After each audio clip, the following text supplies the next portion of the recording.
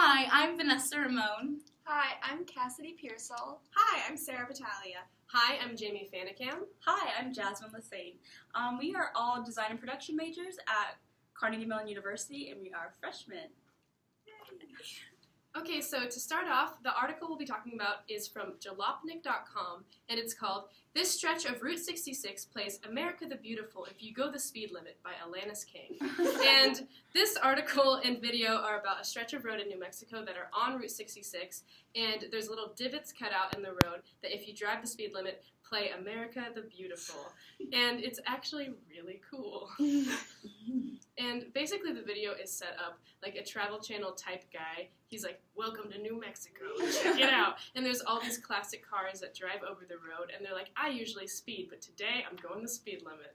And I think it's really cute and fun. It's definitely one of the most inventive ways I've heard of people trying to get people to go the speed limit. People actually want to drive the speed limit so they can experience the sound. How do they? I don't understand the science behind how. Okay, so basically, I watched it like a couple times because I was like, I don't understand anything. And so, like, you know how like musical instruments, the strings have to be a certain length apart? That's how they did it, kind of, but in divots in the road. And so, you know, when you drive, like, if you like fall asleep, the measure to prevent you from falling asleep on the road is that it goes, like whenever you. That's what it is. Except for it plays American. Oh, they just put them in different. That's so great. Yeah, exactly. Oh, that's so cool. I love these stories about like people who are like, or organizations that are not artistic using like things like that to like help their organizations. Like the American Highway Association, question mark. Yeah. Like, Who knew?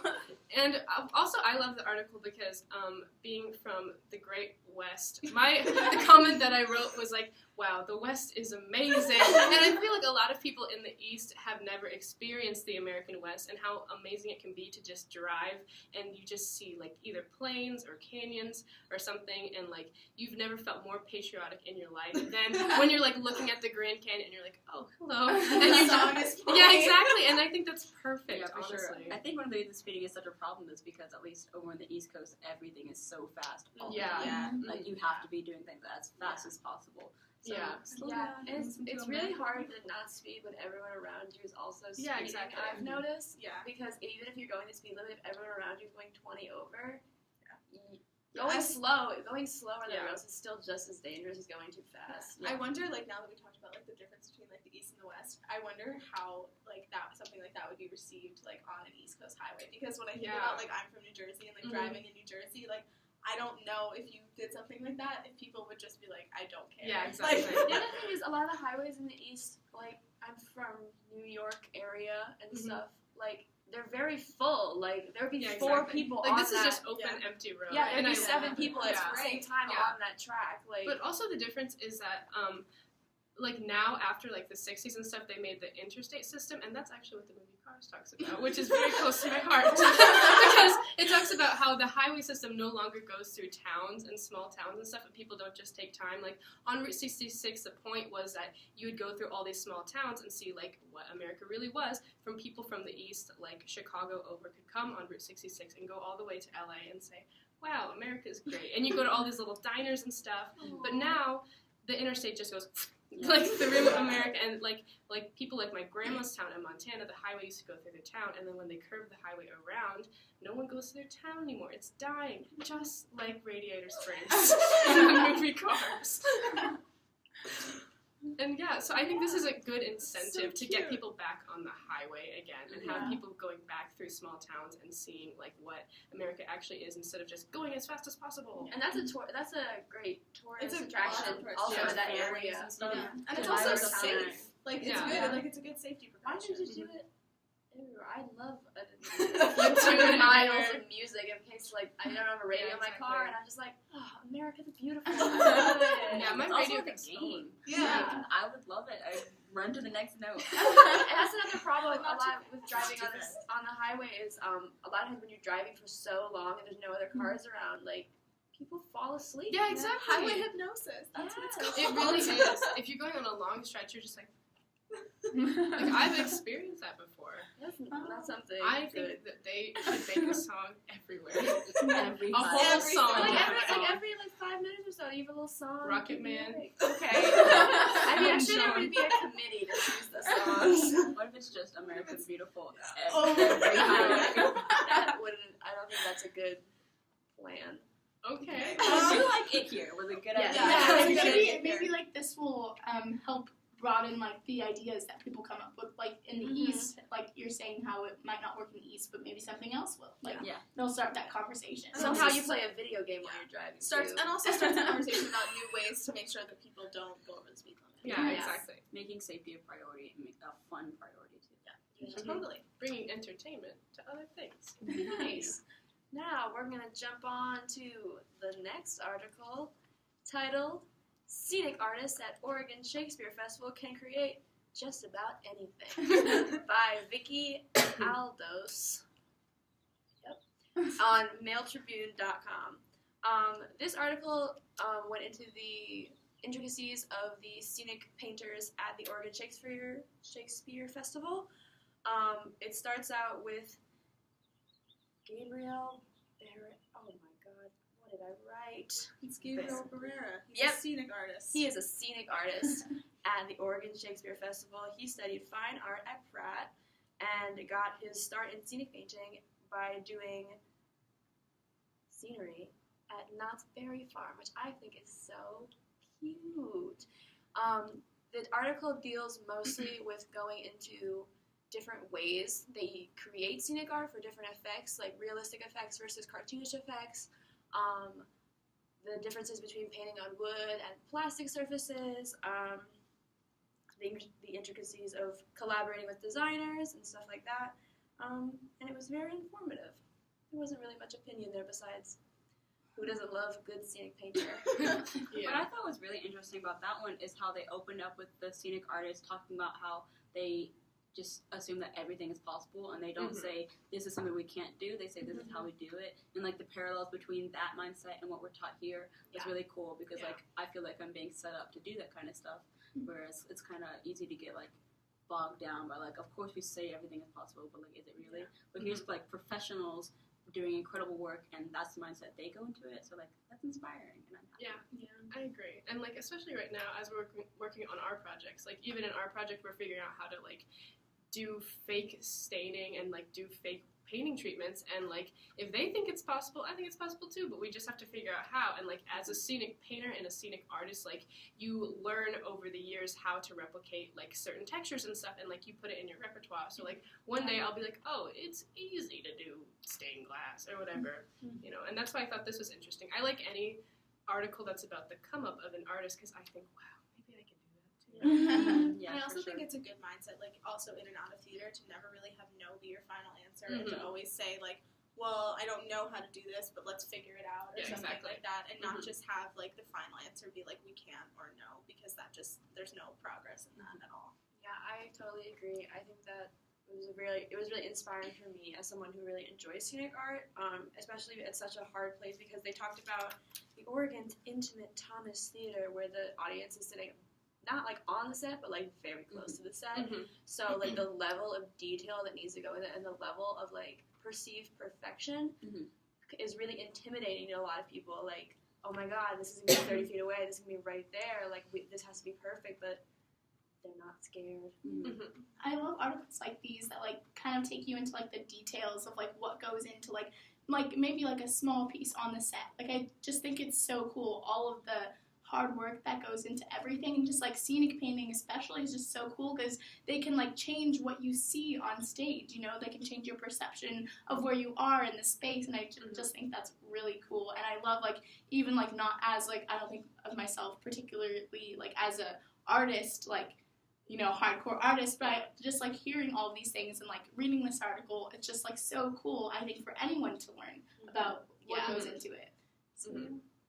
It was also sad when they were like, at the end we just throw it away. Oh yeah, that made me But sad. that's also part of, like, for me, the satisfaction of theater is you're like, I spent so long on this. And now I get to just throw it in the dumpster. And I think if they have a part they're really proud of, they probably cut it out. Yeah, exactly. But, like, that's part of what I like is that, like, it's continual, like, rebirth and, like, renewal. Like, you just do another show after another show, and, like, you get to create, and you don't just, like, hold on to your darlings for the rest of your life. It's in the dumpster. You gotta move on. And that's the thing with like building up your repertoire of like different textures and different things you can accomplish as a scenic painter, but also that can like that applies to like anyone working in theater because nothing is permanent. Yeah, exactly. And Everyone always have the skills. Lighting designers are like, oh my god, how am I gonna make this effect? They make the effect, and then they go to the next show and they're like, I did this great thing last time, which I can do again. Like, but you can change everything can change to fit the needs of the design and of the show, and I think that is cool. Yeah. Yeah. For sure. And you're never stagnant. You're always sort of moving and thinking about the next thing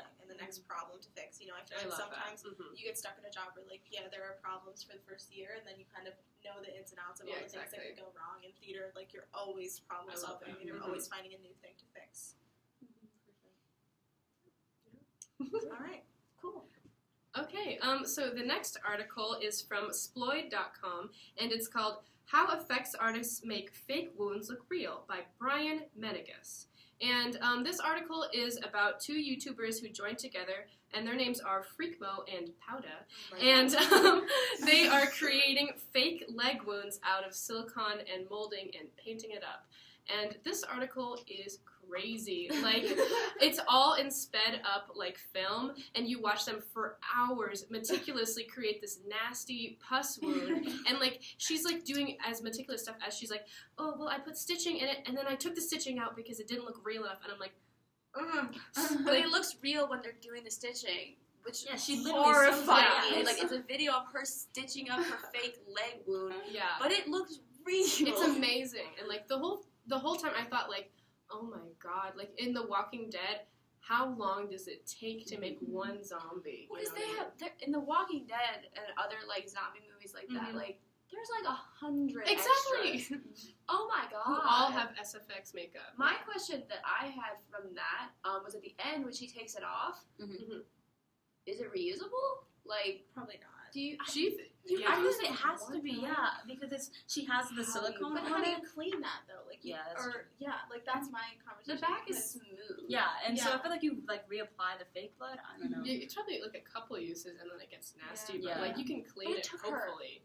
Hours to do that. It was mold after mold after mold, and like I'm happy that like part of what we learn here is props making, and I had no idea that applied to like SFX makeup and stuff like that. Yeah, I had no idea that that's kind of stuff that was done because my experience with effect makeup has always been like creating it directly on the skin, like using different things to like go on, like latex, like latex, that like latex paint stuff you put on, and then you pull it off and you like make the gross effects.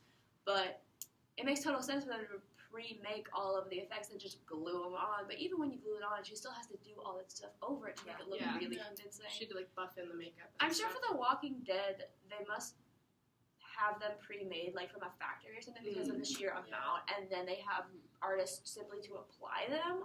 Are I gonna guess? For sure. We gotta find we should research The Walking Dead. I also think something that was really cool about this one is that like it's on the internet, and I feel like for so much of theater, it's like kind of like our magic is our magic, and you can't know, and like I think that's why we're suffering so bad. Like theater is so like highbrow, and like we're above it all, and so like the more we make it open, and like if we share that on Facebook, people are like, that's awesome. Like what show is that in? Like the more we get people talking on the internet, which is like where everything on earth happens, like the better theater has a chance of surviving. So I think it's awesome that this really cool thing is online. Yeah, the more we excite like not even just the public, but just like other theater people about what we're doing and like making it inclusive. Because like on my Tumblr, I follow.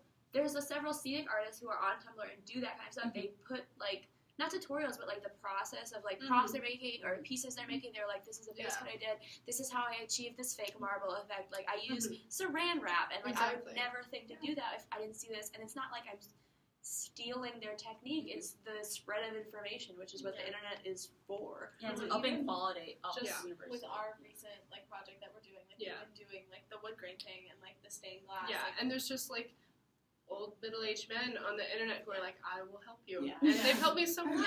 And it's been great. I think that's something about theater, because like I'm really interested in like the SFX things, and I've like seen videos on YouTube of like people doing it with like Jello or like gelatin, Yeah, and like exactly. it's so cool. Like Jazz was saying about how like people can see that and be like, oh, I can do that, or like, oh, that's so Yeah, cool. exactly. Like I want to try that. Makes And it kind of like, inclusive. yeah, it's like making theater inclusive and making people, I think, more interested in like going to see shows. Like, oh, I want to Yeah. like, oh, I know how they did that. You know, Yeah. like what was the movie that we just saw? It was like a scary movie. Cloverfield. Cloverfield. So we Lane, just saw yeah. Cloverfield, and they had one where like one guy gets like acid in his face, and I was like, you know what? They had to shave his beard because I noticed. I noticed before, like the scene before, he Yeah. had his beard shaved, and I was like, I know he's gonna get his face. Something's gonna happen on his face because I know that, and because I've seen these videos on YouTube, Yeah. and I was like, in order to do this, he can't have any hair on his face, and I was like, Oh my I know, gosh. and I just thought it was so cool. you Yeah. know? And that makes you more excited to Exactly. see those kind of Yeah. things because I don't know, I love going to see things, and the same thing, I'm like, I get you. I figured it out. Right, yeah. I'm so smart, and because it makes me feel good about myself. So then I want to go see those movies more. Yeah. Yeah. Yeah, absolutely. Okay, hard stop. I need to see if this is still filming. Oh no. The green's on. So yeah. Yeah, it's still filming. Hey. we'll just Okay, cut that. those screens are Okay. black. That's Oh, what no, happened. let's cut that out. Sorry. Okay, 3, 2, 1.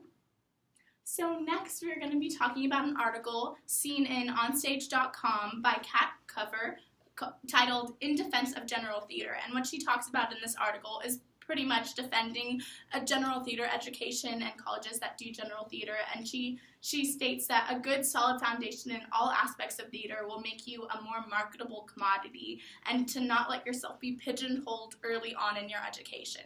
So I think this is a good point that Kat Cover makes about like just getting an entire education, because she also mentions things like it's going to be hard to find a job in theater. Like we all know that, like anyone in the community knows that. But if you have a wide tool belt that you can still stay in theater. Maybe it's like not acting, but maybe it's like, you know, like painting or something, and still be able to stay in that realm, which I think is awesome. Yeah, one thing I really liked about that article was kind of showing the contrast to a program like ours. I commented on this article. And before I came here to Carnegie, I felt like I had rose-colored glasses on, and I was like, Carnegie Mellon University, this is the best. Oh my gosh. Oh my god. And I was like, this program is obviously the best. All the best people come from here. Like, how could it be wrong? But like, since I've come here, it's made me realize that this is not for everyone. Some people really need that kind of like diversity in what they're learning and the skills they're taking, because in our program, especially after next semester, when we declare, it'll be really hard for a lot of us to take other classes in other, even theatrical disciplines. Mhm. And that is just not how a lot of people operate.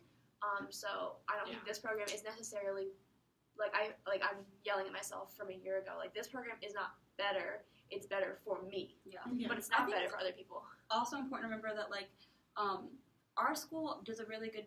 Well, I feel like in the professional world, for some theaters, you do need to be a jack of all trade, and for some of the top ones, they're looking for specialties. Mhm. And so I think our school does a really good job of setting up the first year and a half of saying, understand all parts of it so that you can do your specialty better. Because there are programs, you know, the UNCSAs, the conservatories that say you will only have a specialty, and then there are the programs that say you will be a jack of all trades. And I think Carnegie is definitely making an active effort to saying, understand how to be a jack of all trades, but get your specialty, because, you know, when you're going to those big budget, you know, the Cirques and the Broadways, like, it's nice if you're a scenic artist who can also do lights, but you're there to do scenic art. Yeah. And I it's think- like, you need to be that good at scenic art, Yeah. not equally good at all of them. I was really interested in, like, I think the whole, like, one of the main reasons she wrote this article is, like, for students, like, looking into colleges now, you know, because, like, I know, like, when I was looking into colleges, I was like, I have to go to, like, a conservatory. Like, I felt like as though, and I, like, looking back, I know this is, like, bad thinking, but I felt as though, like,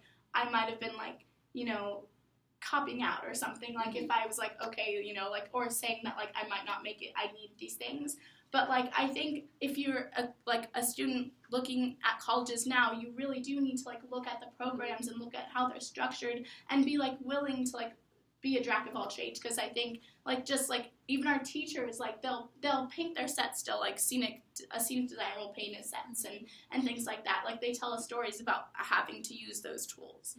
So and it's really important to be good at your thing, but yeah. like Jasmine was saying, you know, like you're gonna go to theaters where somebody says, you know, you're sitting in rehearsal as a stage manager and somebody says, well, we don't have time for this, we need you to help us hang lights, because, and if you don't know how to do that, then automatically, like, you don't get hired again or something like that. So it's important, even if you're not like a lighting designer or you're not like the best electrician out there, you have to have a general knowledge of everything to be able to make it, definitely. Yeah, and I think that also it's, if you're looking for colleges, it's easy to get like burnt out if you just continue to do one thing for 4 years and then past that. Like if you think that you're going to get burnt out and you're interested in other things even like a little bit, you should probably go somewhere with a general theater education that lets you act and that lets you do design things, because like, or you're going to get tired of this thing that you didn't even know you wanted to do, you know what I mean? Yeah. That kind of goes back to what we were talking about earlier during the scenic painting article about like how theater is constantly changing and how we enjoy that and how we enjoy new challenges every 3 months and how we enjoy throwing it all at the end and starting over. If you're, some people like need that in every term. Like as a scenic painter, like you could be a scenic painter your entire life and change from show to show to show, but someone who also really loves being an electrician, they need to like switch it off, like scenic painter, electrician, soundboard engineer, sound engineer, go through that, and that is definitely someone who would not do well at this program because they would be like, hey, I want to do everything.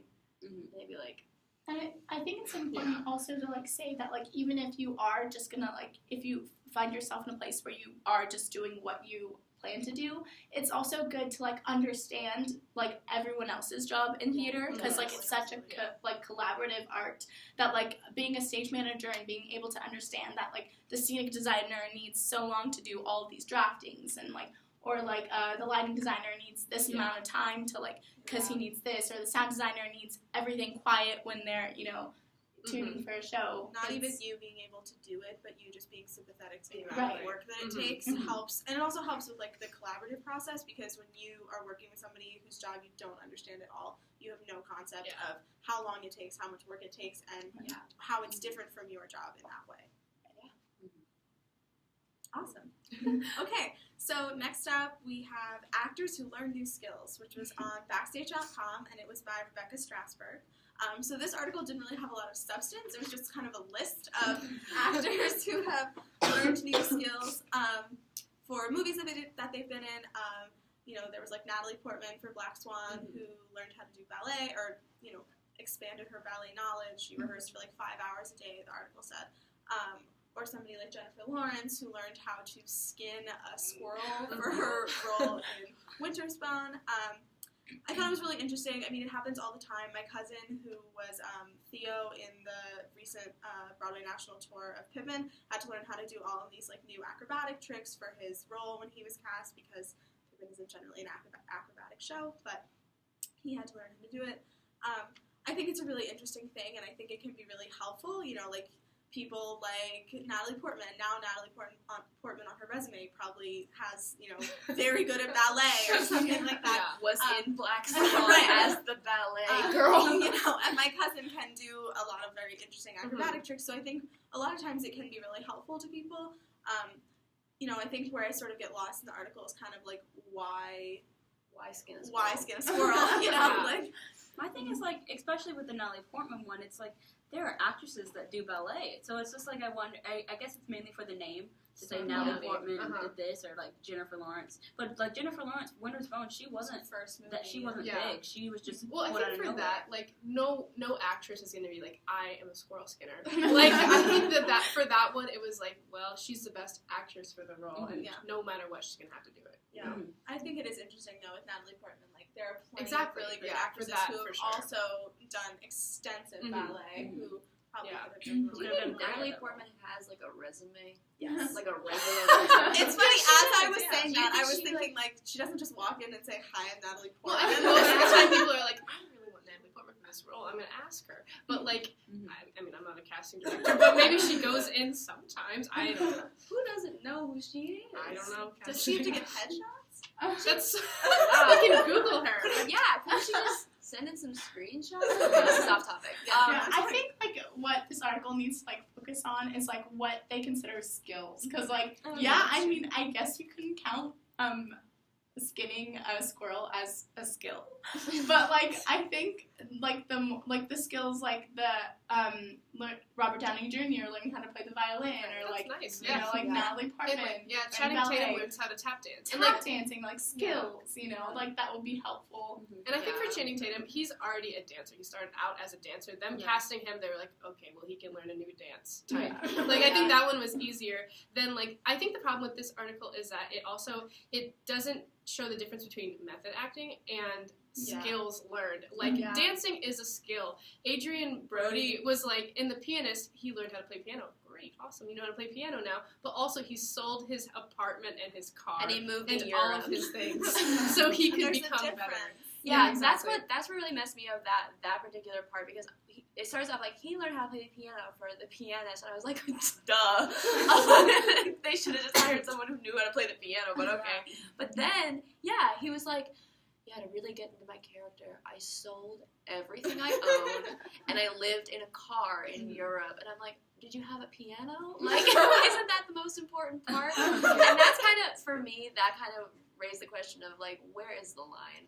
Where is the line? Like, as artists, I think there's kind of, especially for actors, I think there's an expectation of your work is your entire life. Like, you are on the clock 100% learning about new ways to represent people, new ways to represent the people you are being asked to play. And it's like, where is the line between, like, when does work end? Where is my 5 o'clock? Where do I get to go home and have dinner with my family and hang out with my friends? Like, why are we expected to always be on? Even as designers in theater, why are we expected to just be waiting for the call? If somebody calls you opening 2 night o'clock in the morning, you're there, you know? Like, you are expected to show up, and it's like, I see how that is effective, but that is not sustainable as a career to always be on like that, because it's not a way to live like a functioning life as a exactly. member of society. When now the woman can do so many things, like, just don't give her that one so she doesn't have to spend 5 hours a day learning how to do that. There's so many other actresses that you could just cast.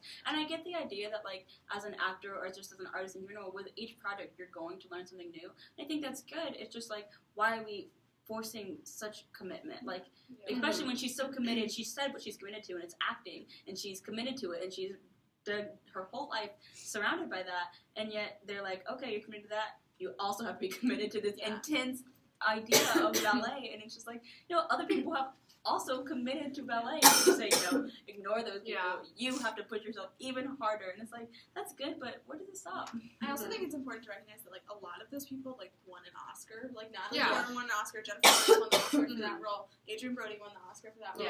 And, like, I just think about, like, do they win because they were the best actress? And, like, obviously Natalie Portman is amazing in that movie, but does she win because she was the best actress, or does she win because she spent 5 hours learning how to do ballet? And, like, what, like, does that make you a better actor? Like, does that really affect your acting, or did you just learn a skill? Like, and I think, like, Leonardo DiCaprio recently won for The Revenant, where he, exactly, and he like went out and he would like sleep in real carcasses and stuff, and like you don't really have to do that. And I think that personally, like me, I don't think he should have won for that role. I think he should have won for other roles where he was acting, just like purely acting. But I think they gave it to him because they're like, you did a lot of things. Well, you know, going back to design, even with The Revenant, like I know there are certain people who were talking about the production value of The Revenant. Like, The Revenant was filmed not like usually all natural lighting. It was all natural lighting. There was all natural lighting, and it was filmed sequentially. Like, it usually like films were like, okay, well, this is the right kind of conditions for this scene today, so we're gonna do scene 45 instead of scene 3, even though we only done 1 and 2 so far. And it's like, but The Revenant did it sequentially, so everyone's like, oh my god, the production on this was amazing, but like The Revenant was boring. I did not enjoy watching that movie. We do theater in order all the time. Like, I mean, it's like this. They should win for the production of this because of these things, and it's like, but was it a cohesive, exciting film? Was I interested? I don't want, all natural lighting, that's cool. Mad Max had a fire guitar. That's awesome. Like, I want that to win. Our next article is titled, Can Social Media Actually Sell Tickets? It's by Michael DeSantis on theproducersperspective.com. Now, Michael was the producer of several Broadway shows in the last few years, so he was offering this article as an introduction to a webinar he is having on using social media as a platform to sell tickets and advertise shows, as opposed to traditional advertising, I guess. So the article dealt a lot with teaching. It was more of an advertisement than actually saying what was going to, like, the actual things that would be in the webinar. But he wants to teach about using social media correctly, which platforms to be on, what the do's and don'ts of when posting, that probably means how to effectively use memes.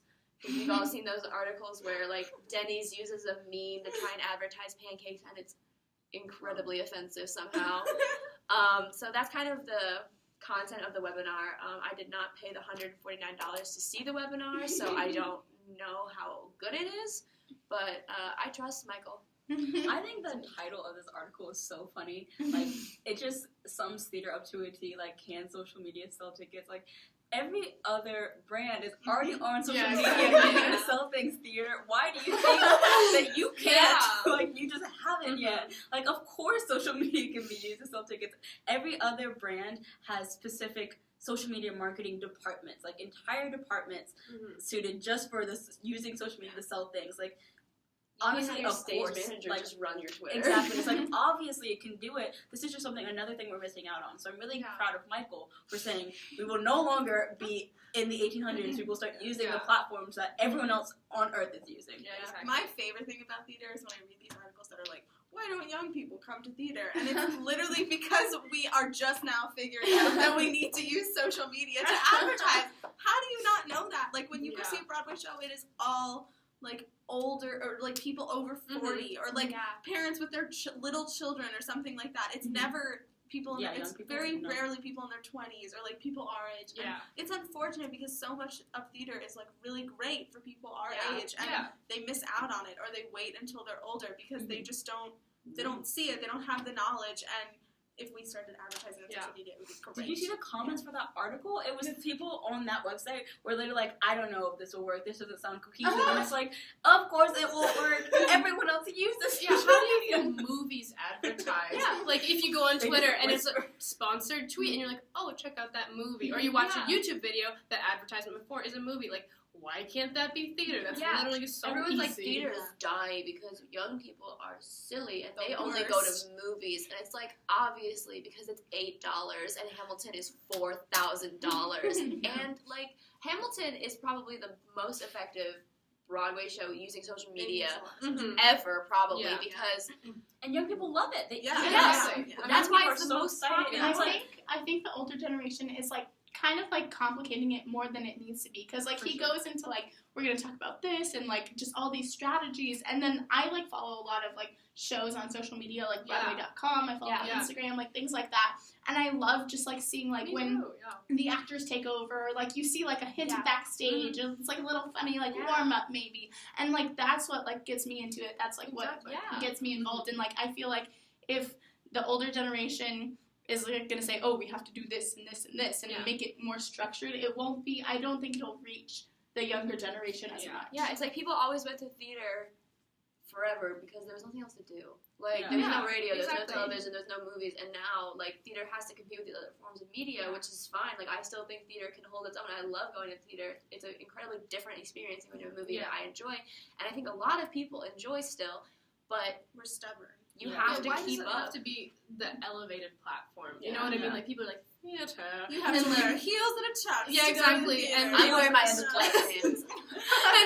and like people are always like, movies, theater is where like the real art is. But like, I don't know. More people used to go to theater. I've seen a lot of terrible plays, and I've seen a lot of great movies. Yeah, like, and vice versa. And there's no, like, art is not always good. Theater isn't one form of art that is consistently good. I have seen bad theater. I've seen bad theater on Broadway. So, like, it's just, like, you know, suck it up, I think. Yeah, and also, like, Broadway shows, there's scientific proof that, like, live things does something to an audience. Yeah. So, like, pick up on that. Like, just start pushing that. Be like, you can go see a screen, or you can come see live magic. Yeah, exactly. And, like, that'll sell. Like, people, especially, like, Spider-Man, I mean, it's not a feat of art, but, like, it was awesome. You know what I mean? And, like, people would have, like, imagine, like, 12-year-old boys going to see Spider-Man fly above them. It would have been lit. And yet, no one took advantage of that. They were all just, like, people because they think that they're better, I guess. Just, so, like, better than marketing on YouTube to 12-year-old boys. It's a business. Yeah. Come on. Yeah, it's like, you are not the MoMA. Like, you gotta step it up and get young people involved if you want you to feel MoMA comfortable. uses MoMA social media. advertises on Twitter. Yeah, exactly. Museum of Modern Art is okay. In case you were not All right. aware. So, next up, we have casting call creators on their viral video that exposes sexist industry practices. It's by Casey Caprian, and it's on womeninhollywood.com.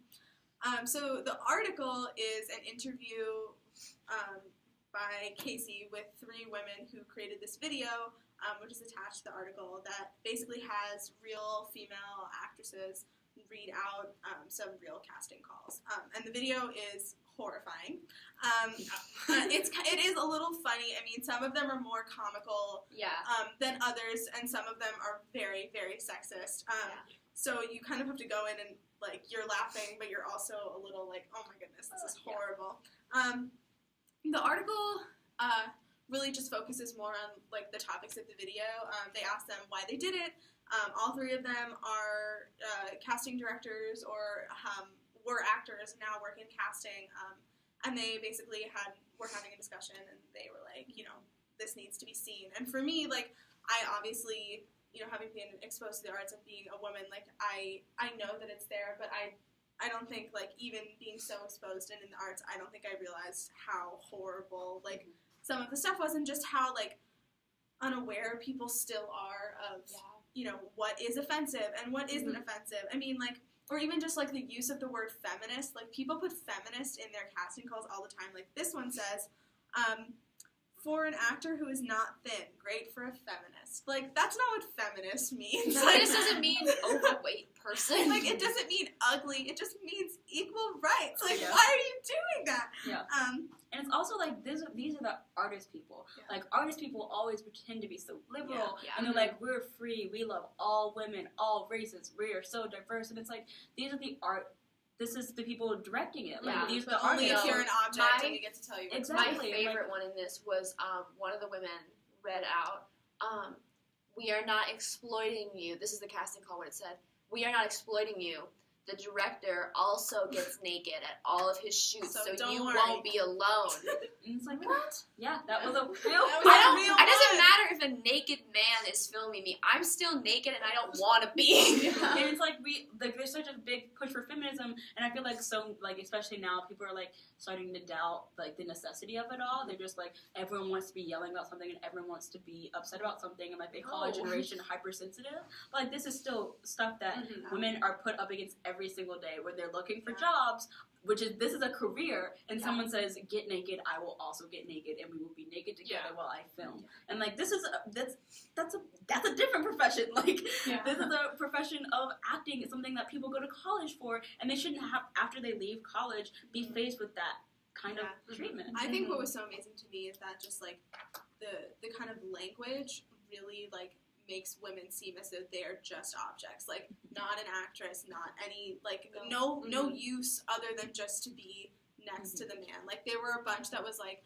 you know, seeing a female actress needed for a man to fall in love with, like, no speaking. Like, all she's there for is just to stand next to him and be something to look at. Or like, you know, it's all about sort of like this one, it says, nerdy girl nevertheless has a boyfriend who loves her. So again, it has nothing to do with the actual woman. It is about, because like, you need a man to validate who you are. Like, it's so interesting, or not interesting, I mean it is, but like, it's so horrifying to me that women are still like seen as nothing more than, especially in the arts, which claims to be so forward thinking and so incredibly like, we love everybody, we accept everybody. Like, women, I can't just be something for a man to like Yeah. work off of. There has Also, to be more. There were so many of like 20-year-old women to play a part of like next to 50-year-old man. Yeah. Oh my Well, gosh, yeah, exactly. No, but look Think at old about- Hollywood. Like, look at Yeah. that. Like, Yeah. one of them was like, lead man should be age 30 to 55. Lead woman should be age 20 to 35. And it's like, look Exactly. at old Hollywood. Look at these 50-year-old men with their 20-year-old wives, and like, look at how this is the couple we portray. Mhm. This is the couple that should be like valued. It's like an older, like wise Yeah. man Yeah. bond. Perpetuates, And then like, his Well, think about like beautiful all the 18-year-old wife. older actors there are at like as opposed to actresses. Yeah, like Yeah. George Clooney is what, like 60, and Mhm. the man, like he's still a sex symbol. He's still like Mhm. all this stuff. Like Mhm. nobody thinks Women of Meryl are Streep done as a at sex 40. symbol Yeah. at They're like, all. Like wow, she's she's a a wonderful yeah, actress. exactly. Like she's so good. Like she's so smart. And like people don't say that about George Clooney because he could still be seen as attractive. But Yeah. women past 40 are like done. It's funny that you say that because like only Meryl Streep is the one I can think of as like an older actress that's still respected. When there's so many like men, there's like Robert De Niro, Dustin Hoffman, like all these people that you can think of. And also it's like all the actresses that you see are so beautiful or like Mhm. used to be models and stuff. And there's like men that are ugly that Yeah, make Benedict it. Cumberbatch, like women have to be drop dead gorgeous to get Exactly, in Hollywood, like and men Paul can just Giamatti exist. is Yeah. like chubby. Like What? if a woman were at like the same like caliber of like not attractiveness, they would never make it. Yeah, I what's watched up, a Adam movie Sandler? where With Jack Zoe. Black was Kate Winslet's love interest, and the whole time I was thinking like, Yeah. Jack Black's a great actor, he's a funny dude, but like if that was opposite, it would never be because women can't like. And the ugly girl, whenever they put an ugly girl in the movie, they just pick another supermodel and they put glasses on. Exactly. Yeah. They What? rat out her hair and she has glasses. Women are all gorgeous. We will have no. Or there's decent the women. fat funny friend, Yeah. Mhm. and then she gets a fat ugly boyfriend by the end. Yeah. Or she gets a really hot boyfriend and it's a huge And joke it's like, because then everyone And at the end she everyone kisses the loves it. hot She's guy and finally everyone's happy. like, Mhm. she's so fat. How does she have a hot boyfriend? And it's like, Yes. What? yeah.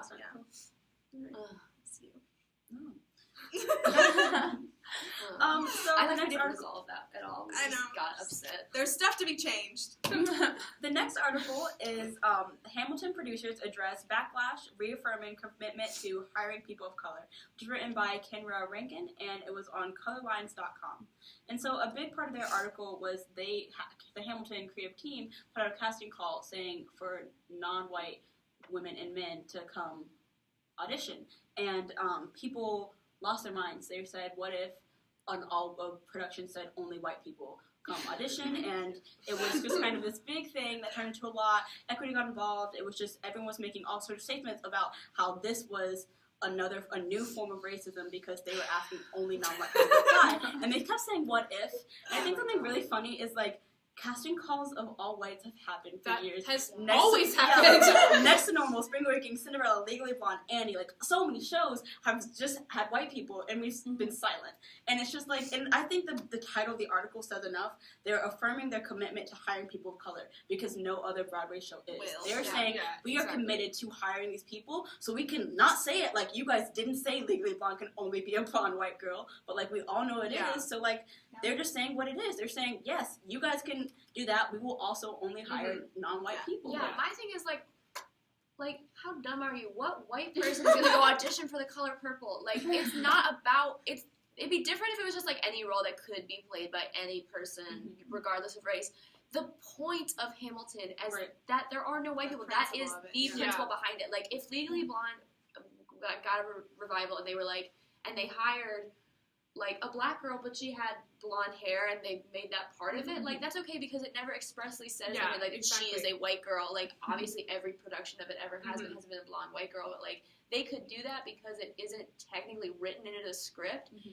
Hamilton literally says like It's the a way it's battalion intended. blacker than the kettle calling the pot. Like, they are black. That's Yeah. the point. Yeah, and Yeah. it's that was also in the article as a debate. They were saying like the color purple can do it and Porgy and Bess can do it because it was implicit to the narrative. When that Exactly. Hamilton wasn't that because they were playing the founding fathers who originally are white. And I think that's just like the dumbest way to look at Hamilton because the whole thing is like look at what America actually is, and like there's a reason Exactly. King George is white in that musical, and that the Americans are people of color, and I think it's so important to the musical, and that it's just like people that are upset about it. It's just like is again how we talked about how artists pretend to be so liberal. and it's just like, but you aren't okay when something's being taken from you. Like, Exactly. And also, like, we would never, like, for Legally Blonde, again, like, if they put out a casting call for a blonde white woman, which I'm sure has happened 100%. and a hundred Cinderella million always times, happens. like, you know, then, like, every other race has to just, like, get over it. No big deal. Like, it's just not for you. Like, it's fine. But the second it touches white people or white people can't have something, it is outrage. And I think that that's just absurd. Like, the double standard, we talk about how, like, the double standard, like, doesn't exist anymore, or blah, blah, blah, blah, blah. Like, there it is. It's right in front of us right now. Like, this is exactly what it is. Yeah, and I mean, really, like, it's always implicit in, like, Broadway casting, probably, that it should be a white lead. Like, even in shows where it doesn't have to be a white lead. Like, last year I saw Honeymoon in Vegas, and it was just about a couple who lives in Brooklyn. And it could have been anyone. But they were like, we gotta make it two white people. Like, every single did show. casting say white people? Or No, I mean, No, it but it doesn't matter. It doesn't matter. But, like, in movies and on Broadway, like, you just... White people are the norm. The leads. Yeah. The it leads go perpetuates to the same white thing people. in Honeymoon in Vegas. It's Rob McClure, who's like pretty attractive, like goofy brunette white guy, and then you know a blonde woman. Yeah, like, exactly. And that's what it Bruno is. Malley, It always is. Yeah, that's right. And then another issue that came into play with the article is like the legality of it, and it just makes me laugh because the only way we're going to stop it is if we stop brushing on the rug. Because so many casting calls, like we said, even if they don't say we're only casting white people for literal years, like. All of Hollywood, it's just been white people, regardless of them saying we're only casting white people. And so I think it's incredibly important that Hamilton was explicit. They're saying this will not be white people because we've seen shows. Another article on this blog, it was like when they did the show that was set in Japan in a college with all white people. If you're not explicit about it being non-white people, some white people will take it and cast it with white people. Like, so you have to say, as your creative team, have to put your foot down and say, the point of this is that it's not white people, or it will end up white people like it always has. Yeah. Like, the explicitness is intentional and it's important. Like, whitewashing is so prevalent in, like, our entertainment that, like, we have to do stuff like this. Like, with movies, like, Exodus that had, who was it? The white actor. Some white guy. The white actor as an Egyptian man, and the Peter Pan that came out. Africa. Yeah, exactly. The Peter Pan that came out last year, and Tiger Lily was played by the Irish actress. I was like, how? Like you have to explicitly say, like, you need people of color in the role, or people will cast white people because that producers think, well, the white people bring in the crowds. That's just not true. Have you seen Star Wars? That's like, fine. That's fine if you really want white people to bring in the crowds. Do a movie about Ireland. Like, don't do a movie about Egypt. Never mind. So kind of going along with the article that Jasmine brings up, this article on Playbill.com by his name is Robert Villegas, titled Actors Equity Issues Statement Regarding Hamilton Casting. As Jasmine mentioned, the Equity did reply to that issue with a tweet saying it's inconsistent with union policy to call for non-white actors only. But then the next day after, they issued another tweet saying they regret their wording, and they issued a statement saying, "We are fully committed to diversity, inclusion, equal employment opportunity, and universal access to auditions for all of our members." So it's like on the same, it's just like how the Equity chose to reply. Yeah, and I'm proud of them for doing that, but we also have to notice how they say they're fully committed, and that'll be in every playbill. We are fully committed to being diverse, and yet their first response was, "This is not okay." Right. Like, they, even in the article, they Right. say they retracted it because of all the response that they got on Twitter, which is people correcting them. And I'm glad they had it in them to be corrected. I think that is really big, but I think we also need to look at the first step of it and, like, white people everywhere, check yourself. When your first response is, "Isn't this reverse racism?" Like, think about what's actually never happening. is. Like, think about what the actual context of it all is, because you may read it as this being non-white, but remember every other show on Broadway and every other movie in Hollywood being exclusively white. And, like, before you tweet the first tweet that you didn't have to redact, like, just don't tweet the first tweet. Like, leave it alone. And also, there's no article when a movie comes out or a show comes out that has all white people. There's no article on our blog about it because we're all like, this is normal. But the second somebody casts all like non-white people or make a casting call for that, it's like, oh my gosh, outrage. And like, That's not equality. That is not what equality is. I Equality means that it's the same. I think that this will be, like, a good wake-up call for, like, the equity. Like, because, like, as you can see how they reacted, like, it's all based on, like, people's responses. Like, they're like, oh, no, people don't like this. Let's do this. Or, like, oh, no, people hate us now. Like, let's retract that statement. Like, I think they are now going to have conversations about how to deal with this stuff and, like, take a stance on it.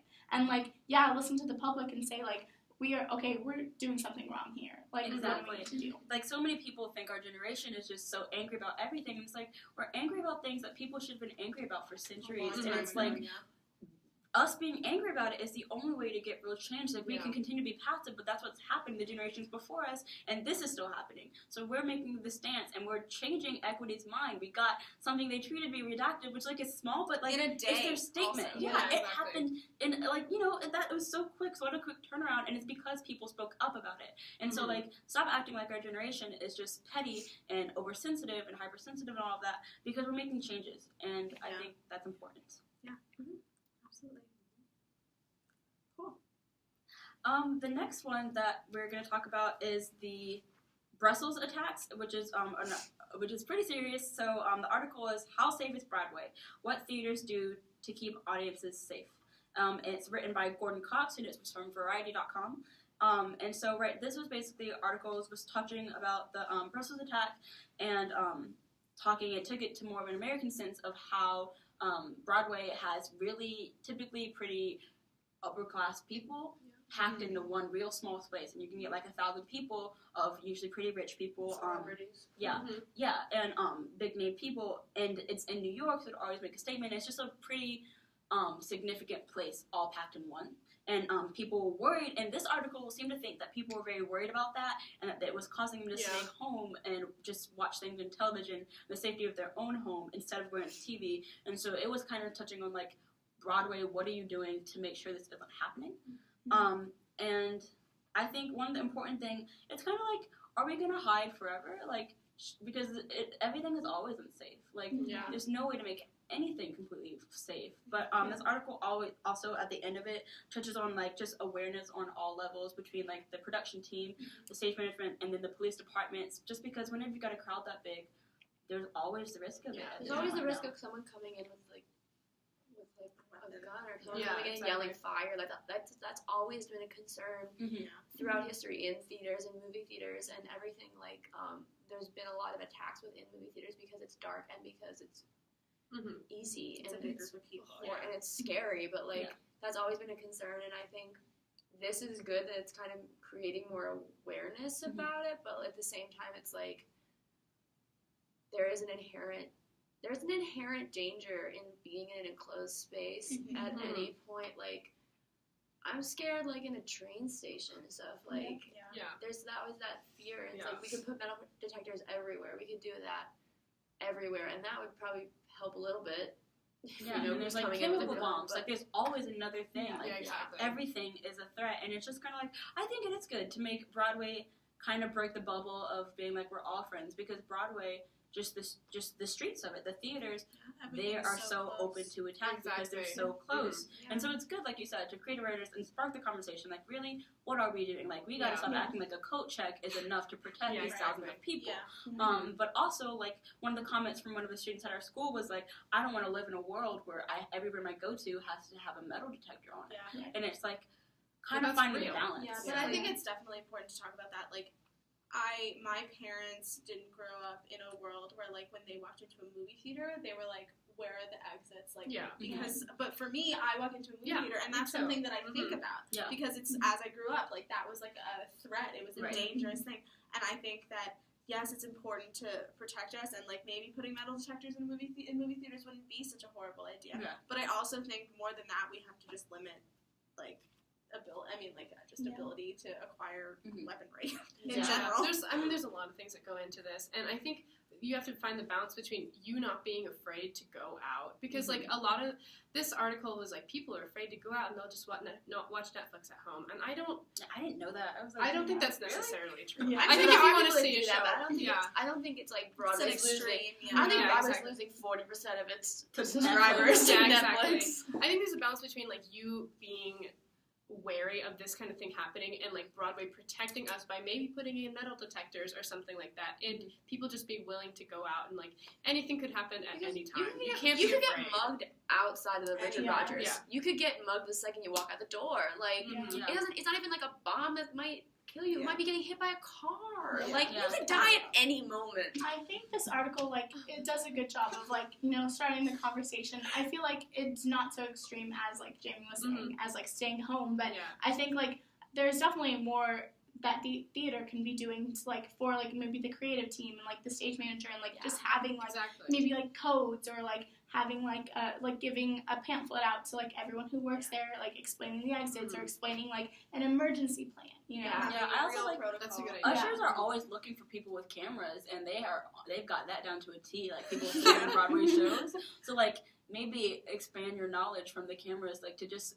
I know profiling is probably a bad idea, but like keep your eye out, like just being aware. They said they had the drug sniffing dogs and stuff like that, and like bomb sniffing dogs, and like I think that is definitely fine because it's just like that's like 2 officers hanging out with the dogs. Yeah. And I think that's definitely like maybe the ushers don't need to be the ones handling people who have weapons. But but not handling, but being aware because the police can't. We can't have the entire police system in every Broadway theater, but every Broadway theater does have a ton of ushers. So if they're just aware, and like stage managers should be able to know a plan. Yeah, So if we see someone with a gun, what do we do? Do we hold the whole show and cause chaos, or like what is the plan?